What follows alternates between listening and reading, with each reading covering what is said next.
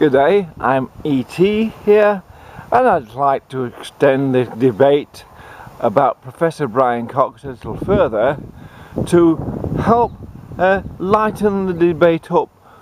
Because a lot of people on the net, well, have got very little to say, just say you're an ignorant and call you names, and basically, obviously I've got nothing scientific to add to the discussion at all, and taken in by Cox as celebrity status, as a physicist, which he's obviously well acclaimed at, but obviously at the same time he knows very little about climates. The thing about climate science, it is not, it cannot be an empirical science. It's impossible, because when you look at climates, there's such a variable means of altering the world's climates.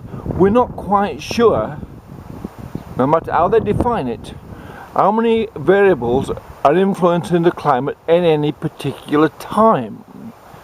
And what Mr. Cox has done is, like if he was doing physics and just studied gravity, and that's the only part of physics he studied, and said, well, that defines all the rest of the universe, then he's missed out all the other factors within the paradigm. The point about climate is this: climate science, it's the wrong science. And not only is it the wrong science, not only that, if they've proven it's true, if they have, why do we need any more climate scientists? If they're so convinced, why not spend money on research to find the most economic means of reducing emissions, so people are not affected financially by what the politics are doing? This is the argument Malcolm Roberts would have been able to put if he'd been allowed by Tony Jones, who set up the situation. The ABC have set up and used Brian Cox, whom I like and respect. They use Brian Cox by saying, go on, you're a scientist, people will believe you, debunked Malcolm Roberts. Well, if Cox had done his research, he would have found that Malcolm Roberts was on the ball when it comes to what NASA was doing. It's debunking its old satellites and putting new ones up because the old ones were faulty. When it comes to empirical evidence, climate science is not an empirical science, and it cannot be, because you can actually define the proof. You can show correlation and coincidence, but because unless people understand how the last ice age ended and how it began, what eustatic fluctuations and isostasy is when it comes to sea rises against the level of the land, then they really know very little about climate.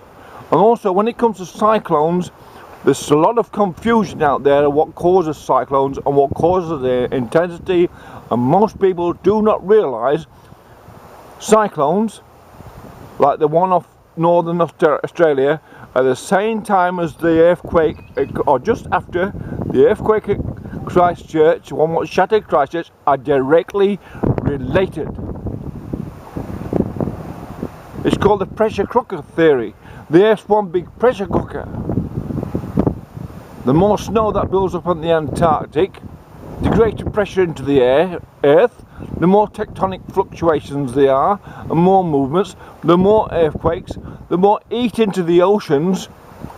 That finds vector currents, and they move into areas that is driven through the water into currents, and that's part of the cause of some of the cyclones. But cyclones have a great deal of differentiation within themselves. The cyclones in the Atlantic are different to the ones in the Pacific. Cyclone Sandy, for instance, was caused by a massive cold system, far more than the heat system. The cold laminates in, the colder air, it laminates in with the heat and causes the cyclone to spin faster and become denser, and therefore it's more dynamic. The trouble with all these people pretending to be climate scientists is they're not explaining anything to anyone and there has to be a political reason why they don't want explanations, and the ABC did the very worst thing it could possibly do to Brian Cox. Brian Cox is a victim of the ABC here, and I will write to him, apologise if I've offended him, because I didn't mean to, but when I think about it, he's the one who has been had by the ABC, and that ought to be made very clear. He's been had, and so has the audience. Thank you. This is E.T.